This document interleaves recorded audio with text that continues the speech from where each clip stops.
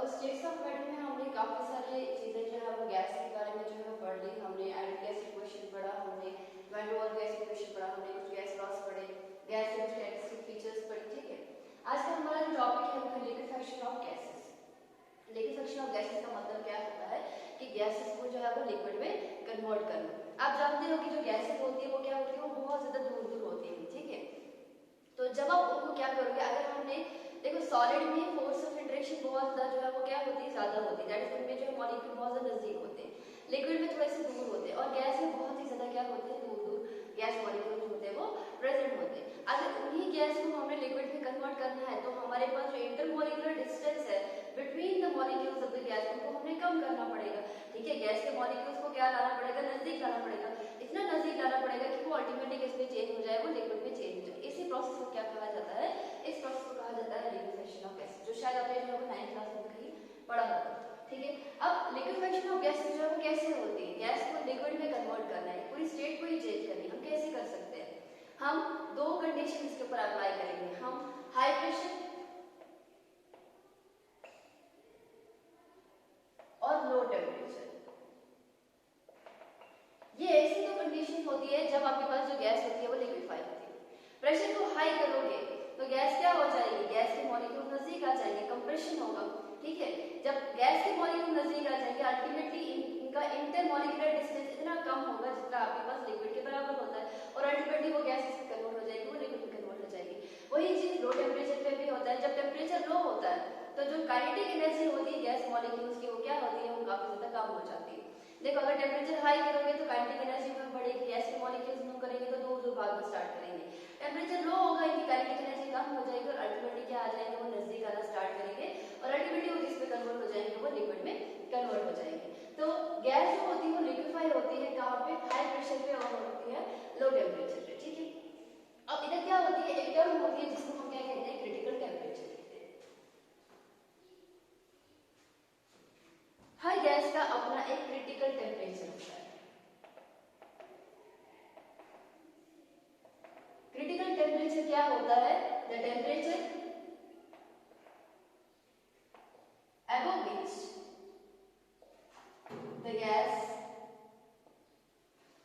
cannot be liquefied, above which the gas cannot be liquefied, however large its pressure may be, however large its pressure may be। देखो दो चीजें होती है, pressure को ज्यादा करना है, टेम्परेचर को कम करना है, तब जाके आपकी गैस क्या होती है, लिक्विफाई होती है। हर एक गैस का अपना क्या होता है, क्रिटिकल टेम्परेचर होता है, ऐसा टेम्परेचर जिसके ऊपर जो है जो गैस होती है वो लिक्विफाई नहीं होती है। उस केस पे क्या होता है, गैस सिंपल जो होती है वो सॉलिड फॉर्म में जो है वो कन्वर्ट होती है, जिस प्रोसेस को हम सब्लिमेशन कहते हैं। ठीक है, तो हर एक गैस में क्या होता है, अपना अपना क्या होता है, क्रिटिकल टेम्परेचर होता है। ऐसा टेम्परेचर जिसके ऊपर जो होती है गैस लिक्विफाई नहीं हो सकती है, लेकिन जिसके नीचे जो है वो आसानी से गैस जो है लिक्विफाई हो सकती है। ठीक है, एक चीज याद रखना, क्रिटिकल टेम्परेचर से temperature above which the gas can not be liquefied, but below which, और उसके ऊपर जो होती है वो गैस आसानी से जो है लिक्विफाई हो सकती है। अब आपके पास क्या है, सपोज करो दो क्वेश्चन है, सपोज करो एक क्वेश्चन है, एक क्वेश्चन में आपके पास क्या दिया है, दो गैसेस दी हुई है। ठीक है, और दिया बोला गया है कि इसका क्रिटिकल टेम्परेचर जो है 31 डिग्री सेल्सियस और इसका जो है आपके पास माइनस में कुछ दिया हुआ है। बताओ दोनों में से आसानी से जो है वो कौन जल्दी लिक्विफाई होगी। याद रखो, गैस ए, गैस बी, इसका 31 डिग्री सेल्सियस है, इसका -200 समथिंग कर दो, इसका सपोज -298 डिग्री सेल्सियस कर दो इसका। ठीक है, और आपको पूछा गया है कि दोनों में से आसानी से जो है वो लिक्विफाई कौन होगा। अब जरा इसको देखो, इसका क्रिटिकल टेम्परेचर बहुत कम है, इसका क्रिटिकल टेम्परेचर काफी ज्यादा हाई है, तो आप क्या बोलोगे कि ये वाली गैस आसानी से लिक्विफाई होगी? नहीं। क्या होता है critical temperature, temperature above which the gas can not be liquefied but below which हो सकती है। यहाँ पे क्रिटिकल टेम्परेचर बहुत ज्यादा कम है। ठीक है, यहाँ पे क्रिटिकल टेम्परेचर क्या है, बहुत ज्यादा कम है। इसका मतलब इस गैस को लिक्विफाई करने के लिए आपको सबसे पहले टेम्परेचर जो है वो -298 तक लेना पड़ेगा, फिर प्रेशर अप्लाई करना पड़ेगा, तब जाके वो गैस लिक्विफाई हो जाएगी। लेकिन ये क्रिटिकल टेम्परेचर रूम टेम्परेचर पे आसानी से जो है वो अवेलेबल होता है। ठीक है, इसका क्रिटिकल टेम्परेचर काफी ज्यादा है। ठीक है, तो आपको यहाँ पे जो है कूल करने की जरूरत नहीं है, आपको टेम्परेचर वगैरह कम करने की जरूरत नहीं है, आप खाली यहाँ आपकी गैस आसानी से क्या हो जाएगी, लिक्विफाई होगी। इसका मतलब जिस गैस का क्रिटिकल टेम्परेचर जितना ज्यादा होता है वो आसानी से क्या होती है, लिक्विफाई होती है, और जिसका जितना कम होता है वो उतनी ही जो है मुश्किल से क्या होती है, लिक्विफाई होती है। ठीक है, एक चीज है। दूसरी चीज, दो तरह एक गैस होती है जिनको हम कहते हैं परमानेंट गैसेस। देखो कुछ कुछ गैसेस क्या होती है वो आसानी से लिक्विफाई होती है खाली प्रेशर को अप्लाई करके। जैसे आपके पास क्या होती है, जैसे आपके पास है कार्बन डाइऑक्साइड है आपके पास, ठीक है, H2 गैस है, जो हेटेरोएटॉमिक गैसेस होती है वो वाली बात कर रही हूँ मैं। तो इनमें क्या होती है आपके पास, इनमें फोर्स ऑफ इंटरेक्शन जो है वो ऑलरेडी काफी ज्यादा होती है। देखो आप गैस के मॉलिक्यूल दूर दूर होते हैं, हम क्या चाहते हैं कि वो नजदीक आ जाए। जिन गैसेस में ऑलरेडी फोर्स ऑफ इंटरेक्शन ज्यादा है, हाइड्रोजन बॉन्डिंग, पोलर बॉन्डिंग, कुछ भी, ठीक है, तो उनको आसानी से नजदीक आ सकती है। दैट इज थोड़ा सा प्रेशर अप्लाई करोगे वो आसानी से नजदीक आ जाएंगे और वो क्या हो जाएंगे, वो लिक्विफाई हो जाएंगे। वो गैसेस होती है आपकी ये कार्बन डाइऑक्साइड, H2, जिनका क्रिटिकल टेम्परेचर थोड़ा सा क्या होता है, ज्यादा होता है। क्यों? क्योंकि उनमें फोर्स ऑफ इंटरेक्शन क्या होती है, वो ऑलरेडी ज्यादा होती है। लेकिन परमानेंट गैसेस में क्या होता है, परमानेंट गैसेस में जो आपकी फोर्स ऑफ इंटरेक्शन होती है वो बहुत ज्यादा कम होती है। आपका हाइड्रोजन है, आपका ऑक्सीजन है, ठीक है, आपका नाइट्रोजन है, जो हल्की हल्की गैसेस होती है होमोएटॉमिक, जिनमें विद इन मॉलिक्यूल्स में जो है वो कोई भी जो है फोर्स ऑफ इंटरेक्शन जो है वो प्रेजेंट नहीं होती है।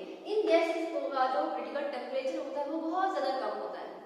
तो इनको लिक्विफाई करने के लिए पहले इनके क्रिटिकल टेम्परेचर तक, दैट इज हमें कूल करना पड़ेगा इन गैसेस को, पहले टेम्परेचर लो करके बाद में प्रेशर को अप्लाई करेंगे, तब जाके ये गैसेस क्या होती है, लिक्विफाई होती है। तो ऐसी गैसेस को हम क्या कहते हैं, परमानेंट गैसेस कहते हैं, जिनका क्रिटिकल टेम्परेचर जो होता है रूम टेम्परेचर से बहुत ज्यादा कम होता है। ठीक है, और जहाँ पे लिक्विफिकेशन खाली प्रेशर से नहीं होती बल्कि टेम्परेचर और प्रेशर दोनों को जो है वो डालना होता है, लो टेम्परेचर डालना होता है, बाद में हाई प्रेशर करना होता है, तब जाके गैसेस जो होती है वो लिक्विफाई होती है। ठीक है, तो मेरे ख्याल से आपको क्लियर हो गया होगा कि परमानेंट गैसेस क्या होती है, ठीक है, और ये क्रिटिकल टेम्परेचर जो है वो क्या होता है। ठीक है, अब लिक्विफिकेशन जो है उसको करने के लिए जो है वो क्या होते हैं, दो तरीके। एक होता है आपके पास लिड्स में से, दूसरा होता है आपके पास क्लॉड्स।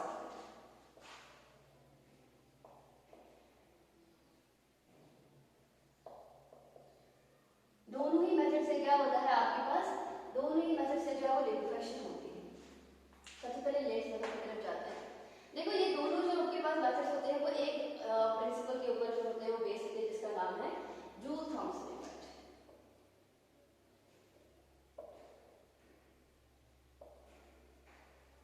क्या इफेक्ट है, जूल थॉमसन इफेक्ट। अब ये जूल थॉमसन इफेक्ट जो है वो क्या कहता है, जूल थॉमसन इफेक्ट कहता है, मैं इस साइड लिखती हूँ यहाँ पे,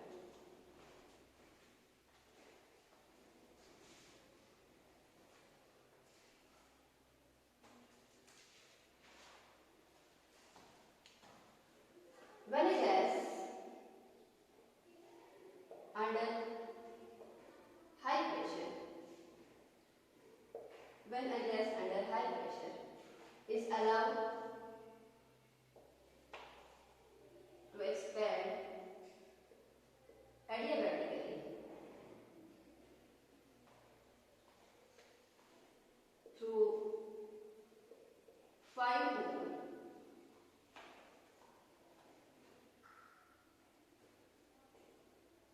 cooling takes place.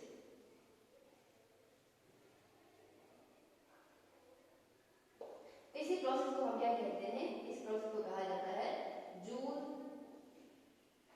Thompson effect. When a gas under high pressure is allowed to expand adiabatically through 5 hole cooling takes place. देखिए कैसे, सपोज मेरे पास क्या है, मेरे पास एक कंटेनर है।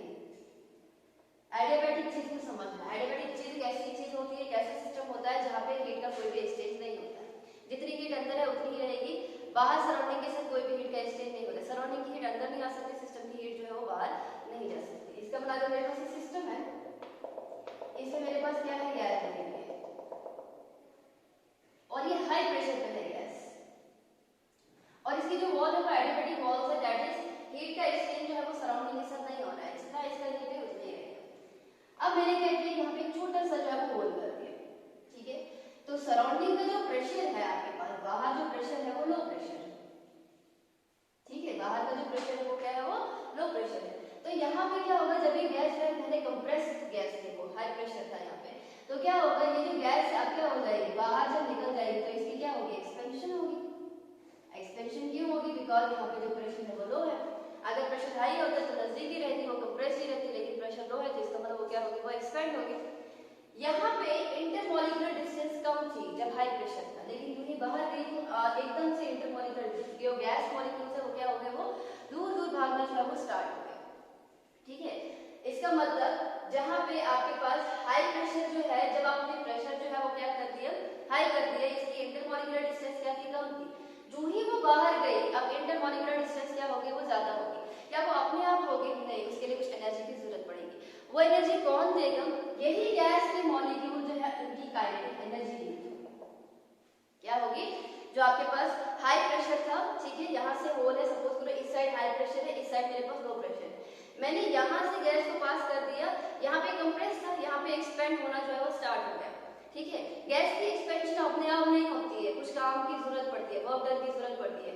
वो वर्क डन जो होता है it is done at the cost of kinetic energy of the gas molecule, जिसकी वजह से जब काइनेटिक एनर्जी यूज हो गई गैस मॉलिक्यूल को दूर दूर भगाने में, तो काइनेटिक एनर्जी जो है ओवरऑल कम हो जाएगी। अब जानते हैं काइनेटिक मॉलिक्यूलर थ्योरी कहती है that average kinetic energy is directly proportional to temperature. अगर काइनेटिक एनर्जी ही कम हो गई, इसका मतलब उनका जो टेंपरेचर होगा ओवरऑल गैस का वो क्या होगा, वो कम होगा, जिस रिजल्ट्स इन कूलिंग। इसकी वजह से क्या होगी, वो कूलिंग होगी। इसी को हम कहते हैं जूल थॉमसन इफेक्ट। दैट्स हम सिंपल ये बोल सकते हैं, when a gas under high pressure, ठीक है, is allowed to expand adiabatically through a fine hole from a region of high pressure to a region of low pressure, cooling takes place. Cooling क्यों होती है, because जब हम high pressure पे देखते हैं वहाँ पे इंटरमॉलिक्यूलर डिस्टेंस कम होता है, जो ही लो प्रेशर पे जाएगा वो जो है वो दूर दूर भागना स्टार्ट करते हैं। वो खुद ब खुद नहीं होता है, बल्कि काइनेटिक एनर्जी अंदर गैस होती है वो यूज होती है, जिसकी वजह से ओवरऑल काइनेटिक एनर्जी जो है गैस की वो कम हो जाती है, और जिसकी वजह से क्या होती है, वो कूलिंग होती है। अब बात करते हैं हम कि लिड्स मेथड जो है वो क्या होता है, ब्लॉट्स मेथड क्या होता है, कैसे ये जो है वो लिक्विफिकेशन में जो है वो काम आता है। ठीक है, सबसे पहली चीज लिड्स मेथड में क्या किया जाता है, कैपेसिटर इसका ऐसा होता है, ठीक है, एक बड़ा सा जार होता है, यहाँ से कंप्रेसर होता है, कंडेंसर पाइप।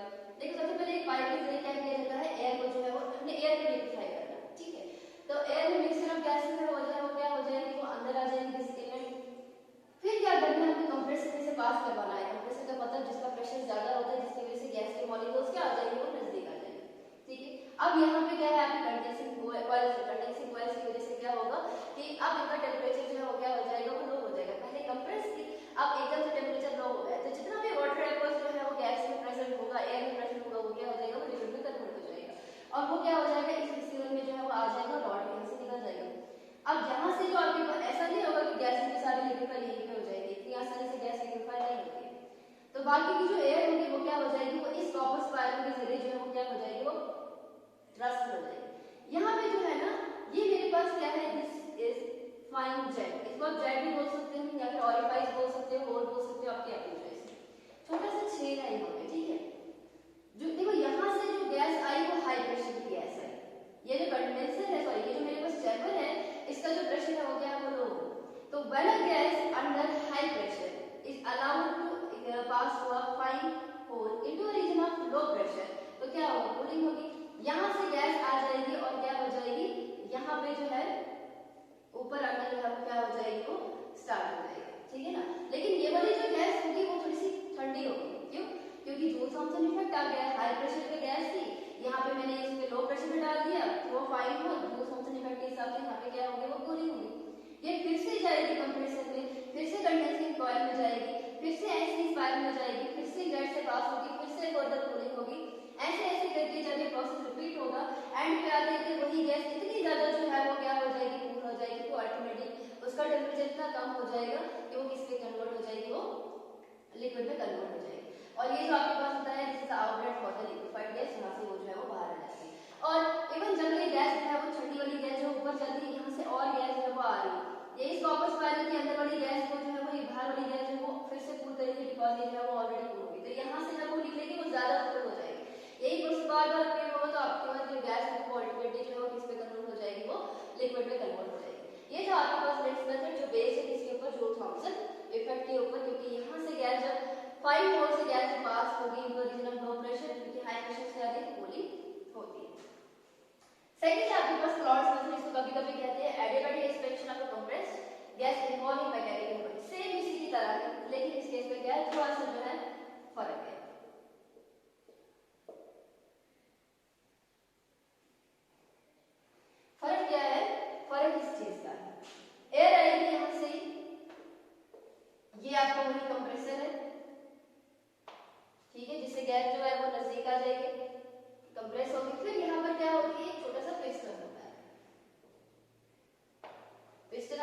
होगी जिसके ऊपर अगर गैस आएगी, जहाँ की साइड में प्रेशर हाई होगा वो जो है वो उसके अपोजिट वाली साइड जो होती है वो मूव करता है। सपोज मेरे पास पिस्टन यहाँ पे, यहाँ से प्रेशर जो है वो ज्यादा है तो ये बाहर की तरफ जो है वो मूव करेगी। ठीक है, वैसे ही चीज क्या होगी, ये जो गैस आ जाएगी यहाँ पर मेरे पास जो है बाइफरकेशन होती है, कुछ गैस यहाँ पे जाती है कॉपर स्पाइरल की तरफ, यहाँ से फिर से जो है वो फाइन होल की तरफ से जो है वो पास होगी, जो थॉमसन इफेक्ट होगा, कूलिंग होगी, ये गैस फिर से ऊपर जाएगी और ये वाला प्रोसेस रिपीट होगा। लेकिन कुछ गैस यहाँ से भी गई होगी, ठीक है, इस पिस्टन को मूव करवाती है बाहर के लिए, क्योंकि यहाँ से जो आ रही है गैस हाई प्रेशर से आ रही है, तो ये जो पिस्टन होगा पहले सपोज करो यहाँ पे था वो बाहर की तरफ जाएगा। अब वो केस डन, वो कौन वर्क डन कर रहा है, वो गैस मॉलिक्यूल जो वर्क कर रहे हैं। कैसे कैसे वर्क कर रहे हैं, क्योंकि आपकी काइनेटिक एनर्जी को लूज कर रहे हैं, जिसकी वजह से उनकी जो काइनेटिक एनर्जी होती है वो कम हो जाती है। दैट मींस यहाँ से जो गैस आ रही है वो मतलब क्या हुई होगी, वो थोड़ी सी ठंडी हुई होगी, बिकॉज उनकी भी काइनेटिक एनर्जी क्या हुई होगी, कम हुई। Kinetic energy of the gas is directly proportional to its temperature. तो अगर यहाँ पे गैस ने काम किया अपनी काइनेटिक एनर्जी को यूज करके इस पिस्टन को बाहर करने के लिए, तो उनकी काइनेटिक एनर्जी कम हो गई होगी, इसका मतलब जो गैस होगी वो ठंडी हो गई होगी। यहाँ से फिर से ये गैस आएगी, फिर से ऊपर जाएंगे, फिर से कंप्रेशन, फिर से जो है वो मैकेनिकल वर्क, इसके से फिर से डू थॉमसन इफेक्ट, ऐसे ऐसे करके क्या हो जाएगा, गैस अल्टीमेटली क्या हो जाएगी, वो लिक्विफाई हो जाएगी और यहाँ से आउटलेट की तरफ से जो है वो वहां से निकाल दी जाएगी। ठीक है, तो ये दो बेसिक स्टेप्स होते हैं, दो बेसिक मेथड्स होते हैं लिक्विफिकेशन जो है करने के लिए। ठीक है, ये था आपके पास गैसेस स्टेट। गैसेस स्टेट में हमने हमारे पास जितना भी सिलेबस में था वो हमने सब कवर करके अब लिक्विड स्टेट पढ़ेंगे।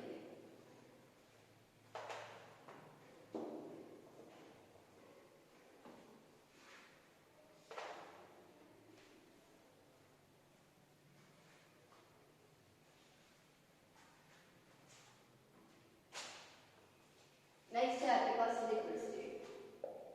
लिक्विड स्टेट थोड़ा छोटा ही है, खाली 3 इसमें जो है आपके पास टॉपिक्स है, viscosity, surface tension and vapour pressure. ठीक है, 3 नंबर में कभी कभी आ जाते हैं। सबसे पहले जो हम बात करेंगे वो करेंगे वेपर प्रेशर के बारे में।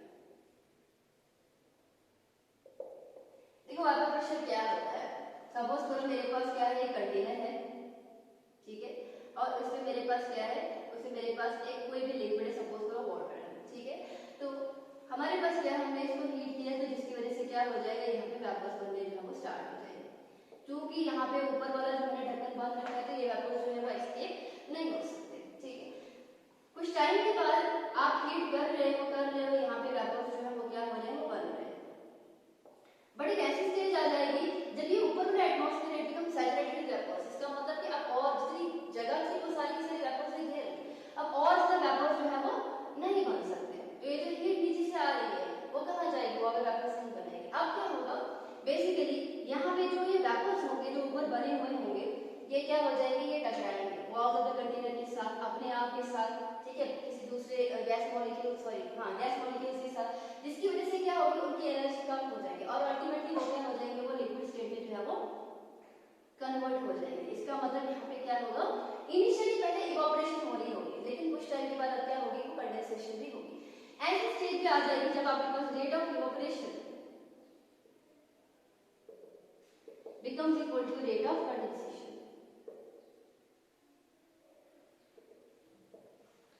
The pressure exerted by the vapors in this stage is known as vapor pressure. Is known as, मैंने क्या बोला कि इनिशियली पहले खाली वेपर्स बन रहे हैं, लेकिन कुछ टाइम के बाद अब और वेपर्स नहीं बन सकते क्योंकि सारी जगह जो है वेपर्स से घेर ली। अब वेपर्स क्या करेंगे, वो जो है वो कंडेंस करेंगे, वो बम्बार्डमेंट करेंगे अपने आप के साथ, दूसरे गैस मॉलिक्यूल्स के साथ, कंटेनर की वॉल्स के साथ, जिसकी वजह से उनकी एनर्जी कम हो जाएगी और अल्टीमेटली किसमें कन्वर्ट हो जाएंगे, वो लिक्विड में कन्वर्ट हो जाएंगे। ऐसी स्टेज जहां पे rate of evaporation becomes rate of evaporation is equal to rate of condensation के बराबर होगा, उस टाइम पे ये जो आपके पास वेपर्स होंगे वो कितना प्रेशर एक्सर्ट करेंगे, उसको हम क्या कहते हैं, वेपर प्रेशर कहते हैं। वेपर प्रेशर की कॉल डेफिनेशन है, the pressure exerted by the vapors of the liquid in equilibrium with the liquid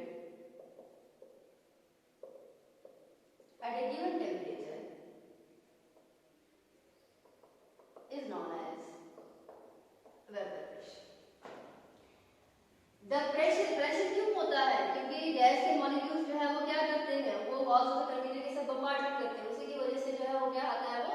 pressure आता है। The pressure exerted by the vapours of the liquid in equilibrium with the liquid. Why it's in equilibrium with the liquid? Because जहां पे जब आपका vapour pressure आता है, जहां पे जितना आपके पास गैस बनती है उतना ही आपके पास जो है वो क्या होता है, लिक्विड होता है। The pressure exerted by the vapours of the liquid in equilibrium किसके साथ? लिक्विड के साथ। उसको हम क्या कहते हैं? उसको हम कहते हैं vapour pressure, but at a particular temperature. ठीक है, अब टेम्परेचर को बढ़ाओगे वेपर प्रेशर भी जो है वो चेंज होता है। ठीक, तो सीधा से याद रखो कि ये पूरी थ्योरी ले लो, जो भी मैंने बोला कि rate of flow pressure rate of condensation के बराबर जब आएगा उस टाइम पे जो भी आपके पास वेपर्स जो है वो प्रेशर एक्सर्ट करेंगे वो आपका वेपर प्रेशर जो है वो कहलाता है। ठीक है, अब आएगा factors affecting vapour pressure. Number 1 है आपके पास नेचर ऑफ लिक्विड। दो तरीके के लिक्विड्स होते हैं जिनकी इंटरमॉलिक्यूलर फोर्स ऑफ इंटरेक्शन ज्यादा होती है, जिनकी इंटरमॉलिक्यूलर फोर्स ऑफ इंटरेक्शन क्या होती है, वो कम होती है। देखो वेपर प्रेशर किसकी वजह से है? वेपर्स की वजह से है। तो अगर मेरे पास क्या है, सपोज करो मेरे पास ये एक लिक्विड ये है और दूसरा लिक्विड जो है वो ये है। ठीक है, ये मेरे पास जो है इसका जो इंटरमॉलिक्यूलर फोर्सेस है वो वीक है और इस वाले की क्या है, यहाँ पे जो है वो स्ट्रॉन्ग। इंटरमॉलिक्यूलर फोर्स का मतलब कि जो लिक्विड है ना, लिक्विड लिक्विड के बीच में जो फोर्स ऑफ इंटरेक्शन वो काफी ज्यादा स्ट्रॉन्ग है। यहाँ पे बहुत ज्यादा दूर कोई भी फोर्स ऑफ इंटरेक्शन नहीं है। यहाँ पे आप हीट करोगे आसानी से वेपर्स बनेंगे, यहाँ पे हीट करोगे क्या आसानी से वेपर्स बनेंगे? नहीं बनेंगे। जब तक वेपर्स नहीं बनेंगे तब तक वेपर प्रेशर नहीं होगा, बिकॉज वेपर प्रेशर होते ही pressure exerted by the vapours of the liquid. बात की बात है in equilibrium with the liquid, but vapour pressure बनाने के लिए वेपर्स का होना जो है वो काफी ज्यादा जरूरी है। ऐसे लिक्विड जिनका strong intermolecular force of interaction हो, सॉरी यहाँ पे मैंने बोला कि वीक इंटरमॉलिक्यूलर फोर्सेस है, तो इसकी वजह से क्या है, यहाँ पर जो है दूर दूर होंगे जिसकी वजह से ज्यादा वेपर्स बनेंगे। यहाँ पे मैंने स्ट्रॉन्ग बोला तो ये बहुत नजदीक नजदीक होंगे जिसकी वजह से क्या होगा, यहाँ पे वेपर्स जो है वो कम बनेंगे। तो ऐसे liquids having strong intermolecular force of interaction, यहाँ पे जो वेपर प्रेशर होता है वो क्या होता है, वो लो होता है। क्योंकि अगर जब स्ट्रॉन्ग इंटरमॉलिक्यूलर फोर्स होगी तो वेपर जो है आसानी से नहीं बनेगी। और कन्वर्सली हम ये भी बोल सकते हैं जिनमें क्या होगी, weak intermolecular force of interaction होगी, वहां पे वेपर प्रेशर क्या होगा आपके पास, वो हाई होगा। ठीक है, तो ऐसे आपके पास अगर लिक्विड होंगे जिनमें आपके पास जो है वो क्या होगा, force of interaction hydrogen bonding होगी। सपोज आप करो वाटर का आप किसी भी ऐसे कंपाउंड के साथ करो, सपोज करो ईथर के साथ करो, ईथर में जो है वो हाइड्रोजन बॉन्डिंग प्रेजेंट नहीं होती है। वाटर में हाइड्रोजन बॉन्डिंग काफी ज्यादा प्रेजेंट होती है जिसकी वजह से उसको तोड़ना मुश्किल होता है, वेपर्स बनाना थोड़ा मुश्किल होता है। बट ईथर में हाइड्रोजन बॉन्डिंग प्रेजेंट होती ही नहीं है, ईथर के मॉलिक्यूल जो है वो आसानी से जो है वापस में कन्वर्ट कर सकते हैं। तो ईथर का जो वेपर प्रेशर होता है वो ज्यादा होता है एज कंपेयर टू वाटर से। ठीक है, नंबर 7 है आपके पास टेम्परेचर। जाहिर सी बात है टेम्परेचर ज्यादा बढ़ाओगे तो ज्यादा वेपर्स आएंगे, जितने ज्यादा वेपर्स आएंगे उतना ही ज्यादा क्या होगा आपके पास वेपर प्रेशर होगा। High temperature high vapour pressure और ये अंडर सब्सिडी। ठीक है, तो ये था आपके पास वेपर प्रेशर क्या होता है। नेक्स्ट है आपके पास विस्कोसिटी।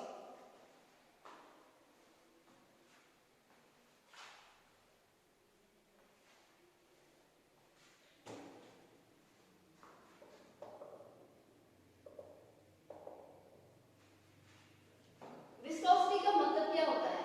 विस्कोसिटी का मतलब होता है internal resistance to flow.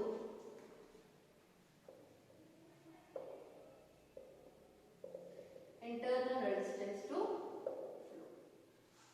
Liquid जो है आप देखते हो कि हर एक लिक्विड जो सेम स्पीड से नहीं चलता। आप हनी को जो है वो फ्लो करवाओगे और वाटर को फ्लो करवाओगे, वाटर आसानी से फ्लो होगा लेकिन जो हनी होगा वो आसानी से फ्लो नहीं करता है। जो आपका हनी होता है उसमें जो इंटरनल रेजिस्टेंस होता है वो काफी ज्यादा हाई होता है, विस्कोसिटी ज्यादा होती है, इसीलिए इसको विस्कस फ्लूइड कहा जाता है। लेकिन वही जो आपका वाटर होगा वहां पे क्या होती है, विस्कोसिटी क्या होती है, इंटरनल रेजिस्टेंस जो है वो उसके मुकाबले में कम होती है, जिसकी वजह से क्या होता है वो आसानी से जो है वो क्या करता है, वो फ्लो करता है। ठीक है, तो हम ये बोल सकते हैं कि जिन लिक्विड में strong intermolecular force of interaction होती है,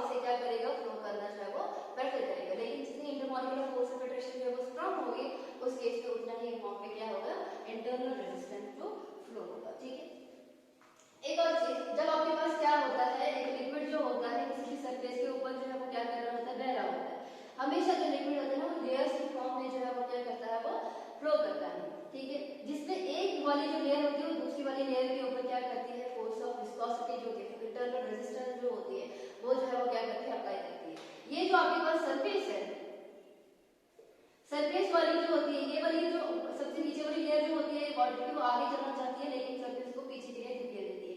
और ये माना जाता है कि जो सबसे नीचे वाली लेयर होती है वाटर की, वो ऑलमोस्ट क्या होती है, वो स्टेशनरी होती है। जैसे जैसे हम ऊपर जाते हैं जो आपकी फोर्स ऑफ विस्कोसिटी होती है वो क्या हो जाती है, वो कम हो जाती है। ये नीचे वाली जो होती है, ये जो ये वाली लेयर होगी, ये जो है क्या करना चाहिए कि ऊपर वाली जो होगी वो आगे के लिए चलना चाहिए लेकिन नीचे वाली लेयर को पीछे वाली जो है वो पीछे के लिए करना चाहिए। फिर ऊपर वाली लेयर जो होगी, इसकी ऊपर वाली लेयर जो है वो आगे चलना चाहिए लेकिन ये वाली लेयर को पीछे के लिए धकेलेगी। लेकिन जैसे जैसे हम ऊपर जाएंगे ये जो फोर्स होता है, इंटरनल रेजिस्टेंस जो होता है, जो एक लेयर जो है दूसरी लेयर के ऊपर जो है एक्सर्ट करती है, वो क्या हो जाती है, वो कम करना जो है, कम होना जो है वो स्टार्ट होती है। और जो सबसे ऊपर वाली लेयर होती है वो सबसे फास्ट होती है, वो चलती है। जैसे जैसे हम नीचे जाते हैं आपके पास जो विस्कोसिटी होती है वो क्या होती है, वो बढ़ जाती है, जिसकी वजह से वो जो है वो मोस्टली जो नीचे सबसे नीचे वाली लेयर होती है वो क्या होती है, वो ऑलमोस्ट जो होती है वो स्टेशनरी होती है। तो क्या होती है viscosity? This is the force of friction, this is the force of friction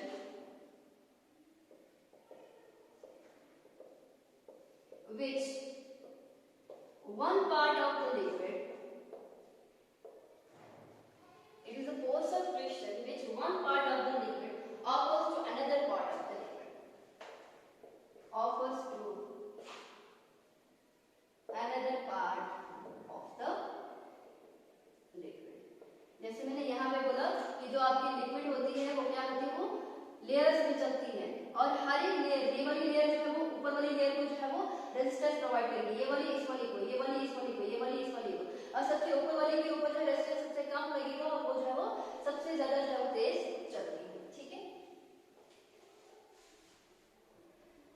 अब एक चीज होती है जिसको हम क्या कहते हैं, वेलोसिटी ग्रेडियंट कहते हैं। देखो जो फोर्स ऑफ फ्रिक्शन होता है ना, यही फोर्स ऑफ विस्कोसिटी, ये डायरेक्टली प्रोपोर्शनल होता है dv अपॉन dx। ये dv अपॉन dx जो होता है ये होता है आपका वेलोसिटी ग्रेडियंट।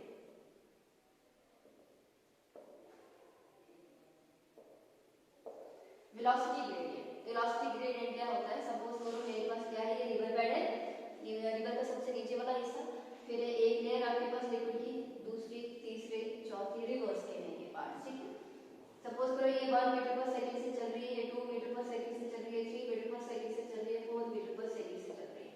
मैंने वेलोसिटी ऊपर ऊपर इसलिए लिखी ज्यादा बिकॉज मैंने आपको पहले ही बोला कि जैसे जैसे हम ऊपर जाते हैं तो रेजिस्टेंस जो होता है वो क्या होता है, वो कम होता है। ठीक है, तो आपकी वेलोसिटी क्या होगी, वो कम होगी। सपोज करो इन दोनों के बीच में डिस्टेंस जो है वो कितना है आपके पास, 1 मीटर, यहाँ पे भी है इन दोनों के बीच में 1 मीटर है, इन दोनों के बीच में 1 मीटर।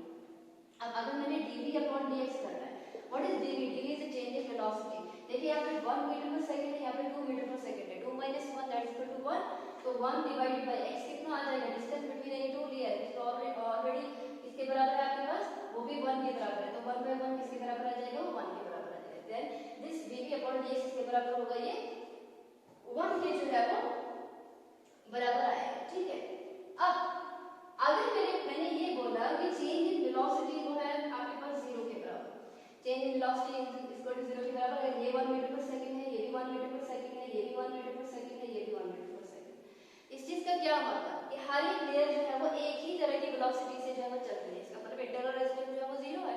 अगर मैं ये बोल रही हूँ कि इंटरनल रेजिस्टेंस की वजह से यहाँ पर जैसे जैसे हम ऊपर जाते हैं वेलोसिटी जो होती है वो बढ़ती है, या एक तरह से ये बोल सकते हैं जैसे जैसे हम नीचे जाते हैं तो वेलोसिटी जो होती है वो घट जाती है, क्योंकि सबसे नीचे वाले को जो है वो रेजिस्टेंस ज्यादा लगता है। अगर मैं ये बोल रही हूँ कि हर एक की वेलोसिटी सेम है, इसका मतलब वेलोसिटी ग्रेडियंट 0 है, और अगर वेलोसिटी ग्रेडियंट 0 है तो फोर्स ऑफ फ्रिक्शन भी क्या होगा, वो भी 0 होगा।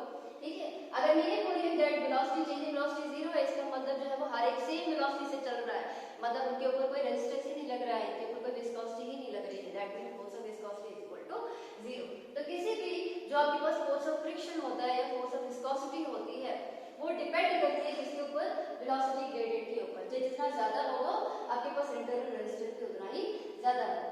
और ये जो F होता है डायरेक्टली प्रोपोर्शनल होता है A के बराबर। ये A क्या होता है, area cross section of layers,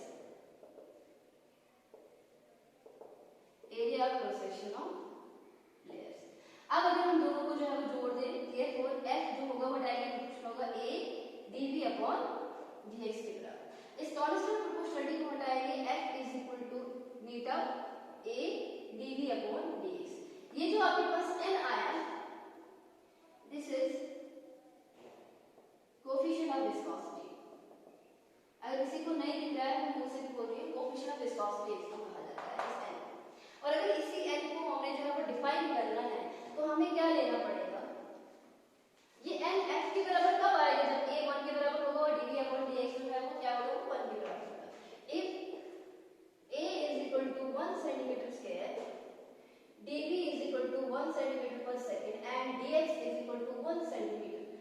then F is equal to Newton के बराबर. That means coefficient of viscosity किसके बराबर होता है? Is the force of friction required to maintain the velocity difference of 1 centimeter square between any two layers which are 1 centimeter apart from each other and having 1 centimeter square area of cross section. क्या होगा ये? Coefficient of viscosity.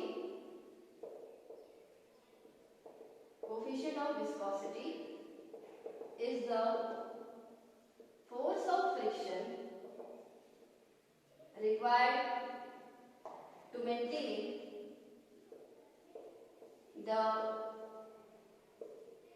velocity difference of 1 centimeter per second between any two layers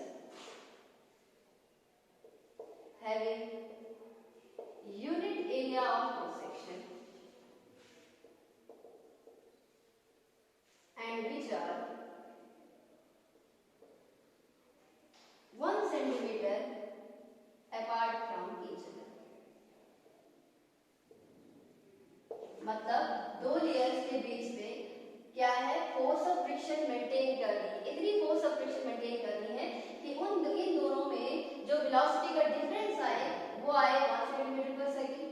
इन दोनों का जो area हो वो 1 centimetre पर square और इन दोनों के बीच में जो डिफरेंस हो वो है 1 सेंटीमीटर. उस टाइम पे आप कितनी फोर्स ऑफ विस्कोसिटी लगेगी उसको हम क्या कहते हैं? उसको हम कहते हैं कोएफिशिएंट ऑफ विस्कोसिटी. अगर मैं इसका यूनिट निकालूं, यूनिट ऑफ n, तो वो किसके बराबर आ जाएगा? हमने अभी देखा था F is equal to L dV upon dx into A के बराबर. ठीक है. Therefore F dx upon A dV ये is equal to क्या आ जाएगा? ये n के बराबर आ जाएगा. फोर्स का जो यूनिट होता है डाइन इनटू dx का आएगा सेंटीमीटर डिवाइडेड बाय एरिया का आएगा सेंटीमीटर स्क्वायर और इसका आ जाएगा आपके पास सेंटीमीटर पर सेकंड. ठीक है. ये और ये क्या आ जाएगा? आपके पास कैंसिल हो जाएगा. ठीक है. और जब मैं इसको जो है वो क्या लिखूंगी? ऊपर लिखूंगी तो मेरे पास क्या आ जाएगा? डाइन ऐसे आ जाएगा सेंटीमीटर सेंटीमीटर क्या आ जाएगा? Centimetre square. लेकिन ये क्या आ जाएगा? अपॉन में आ जाएगा. सेकंड सीधा ऊपर आ जाएगा. ठीक है. इनटू डाइन सेकंड पर सेंटीमीटर स्क्वायर. ठीक है. और इसी को हम क्या कहते हैं? यहाँ पे और करके इसको हम पाइस पे लिखते हैं. जो विस्कोसिटी का यूनिट होता है वो पाइस होता है. ठीक है. आप इसको चाहो तो ऐसा भी लिख सकते हो. यहाँ पे आ जाएगा न्यूटन सेकंड पर मीटर स्क्वायर. ये इसका ऐसा यूनिट है कोएफिशिएंट ऑफ विस्कोसिटी. ठीक है. तो ये था आपके पास विस्कोसिटी जो है वो क्या होती है. अब लास्ट जो है आपके पास वो surface tension.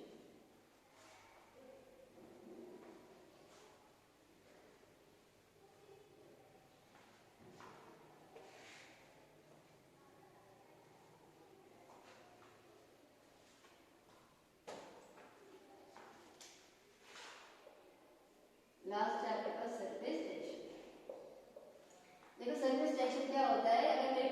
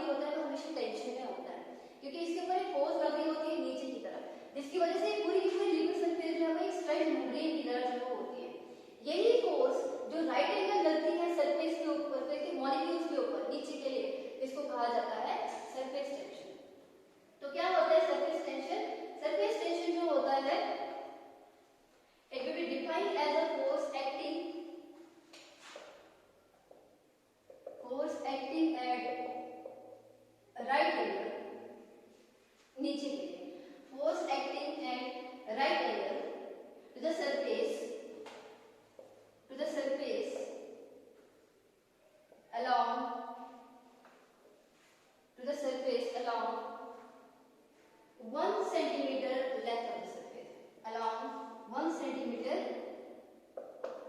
length of the surface. ठीक है, that is force acting at right angles to the surface along 1 centimeter length of the surface. इसका जो यूनिट होता है न्यूटन पर मीटर स्क्वायर. सॉरी, न्यूटन पर मीटर स्क्वायर नहीं, न्यूटन पर मीटर होता है. देखो मैंने बोला कि इसके ऊपर जो होती है वो क्या होती है, वो ये जो सरफेस के मॉलिक्यूल होते हैं इनके ऊपर फोर्स लगती है, नीचे के लिए फोर्स लगती है, राइट एंगल की तरफ जो है वो फोर्स लगती है. 1 सेंटीमीटर लेंथ में कितनी नीचे के लिए फोर्स लगेगी वो इस लिक्विड का क्या कहलाता है, सरफेस टेंशन कहलाता है. अब फोर्स का यूनिट होता है आपके पास न्यूटन पर, मैंने बोला कि 1 सेंटीमीटर, तो आप न्यूटन पर सेंटीमीटर भी लिख सकते हो, तो डाइन पर सेंटीमीटर भी लिख सकते हो, या फिर न्यूटन पर मीटर लिख सकते हो, आपकी अपनी चॉइस है.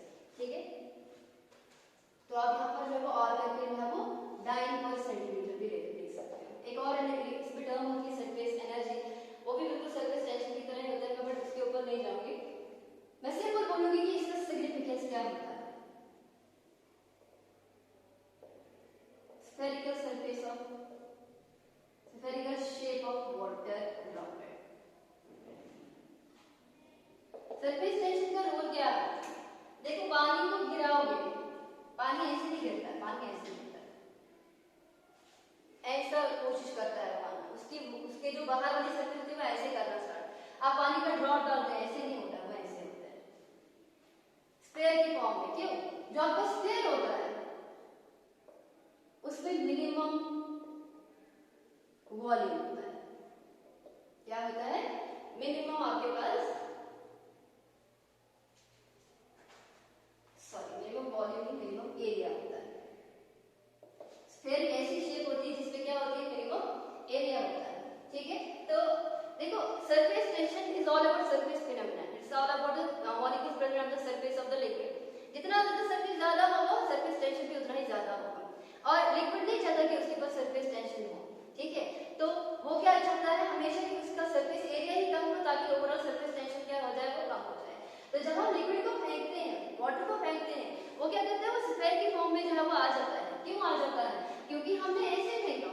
लेकिन होता क्या है कि ये वाले मॉलिक्यूल्स के जो नीचे वाले मॉलिक्यूल्स होते हैं, यहाँ के जो नीचे वाले मॉलिक्यूल होते हैं, वो इनको क्या करते हैं, खींचते हैं बाहर, अंदर के लिए खींचते हैं, जिसकी वजह से मॉलिक्यूल्स क्या हो जाता है, कुछ ऐसा जैसा जो है वाटर का ड्रॉपलेट ऐसा जैसा जो है वो बन जाता है.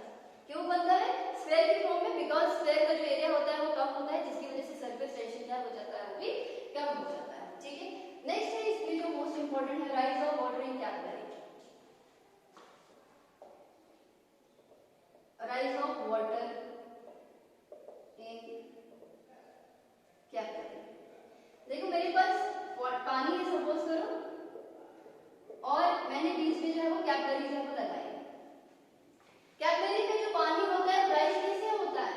क्योंकि सरफेस टेंशन होता है. यहाँ वाला मॉलिक्यूल जो है, नीचे वाला मॉलिक्यूल इन मॉलिक्यूल्स को चाहता है अंदर की तरफ खींचना, नीचे वाले मॉलिक्यूल इन मॉलिक्यूल को खींचता है. पहले वो नहीं, अगर ऐसे होता ना,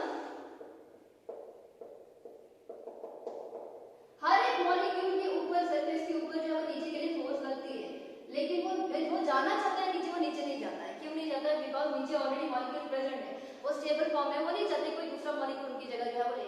तो फोर्स तो लगती है, टेंशन तो होता है, लेकिन वो अंदर नहीं जा पाते.